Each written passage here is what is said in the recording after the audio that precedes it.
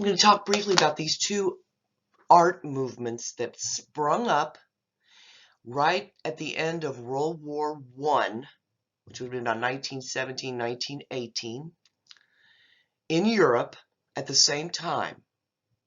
But they both sprung up in response to World War I. But their viewpoints and feelings about it were completely opposite. So let's start with the Bauhaus. The Bauhaus is a group of artists, architects, designers, all different types of things that believed in the beauty of modern technology, the beauty of the machine, that's called. Okay? So when you think of machine-like things in art, you think of maybe geometric forms, geometric shapes, clean design, very simple color use, almost no patterning. Or if there is pattern, it's geometric pattern. That's what their aesthetic, the way their art looked, and their architecture and their all kinds of products looked like that. Okay, and they made with modern materials that are meant to be mass produced. Okay, so they believed that technology was a great thing for man. All right, let's take a look at some of their art. This is simply their their design building. They all kind of met here, exchanged ideas, worked together, collaborated. This is actually their building. These are some of the products you can buy today that are all Bauhaus inspired.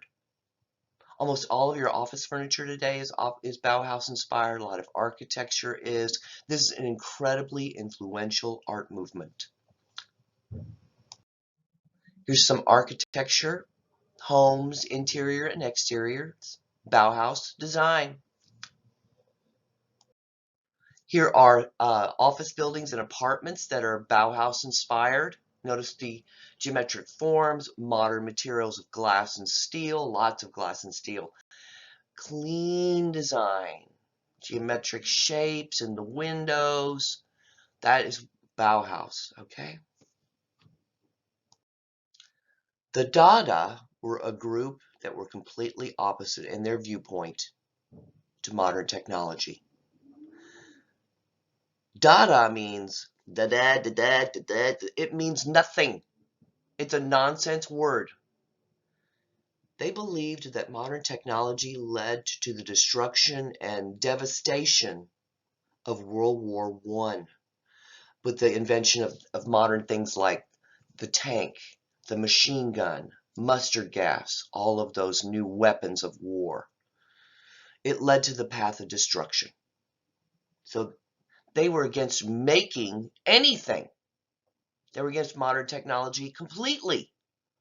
And the idea of just creating or making or producing a product was horrible to them, okay? They were complete rebels, totally against social society, social norms and social codes. They didn't believe in any of that. So they were completely complete rebels, okay? They have to come up with something. If you're an artist, you're going to have to think of something because you can't make anything.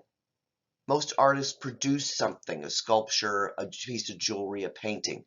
But if you're a Dada artist, you can't. So what do? You come up with the idea of the ready-made. That's one word. Ready and made. One word, though. Ready-mades. Something that was already existing out in the world being used, and therefore they could use that as the way to make their art. Okay? So this is Marcel Duchamp's bicycle and stool here, and Man Ray's iron here. Marcel Duchamp went out and bought the bicycle wheel and went out and bought the stool and just put them together. And since he thought of it as art, and the viewer's reaction to it, to him saying it's art, is the art. So both of these pieces are both ready-mades, because of what they're made of, and a piece of conceptual art. It's the exchange of ideas between artist and viewer is the art. Oh yes.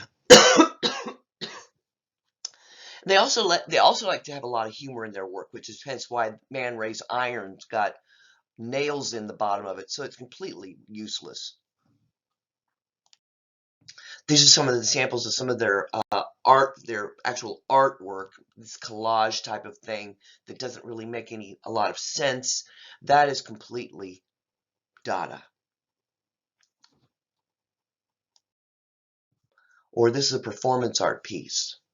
Hugo Ball donned this very absurd costume, and those are actually lobster claws instead of hands. And he kind of bounced around on the stage and recited this gobbledygook, no nonsense poem here. And that was the performance piece. The Dada are influential in their giving birth to the idea of surrealism and surrealist art. All right, and so they had sort of they have that kind of feeling in their artwork. It's funny. It's meant to make you exasperated and think. It's meant to be anti-society. It's going to be completely unconventional. Okay.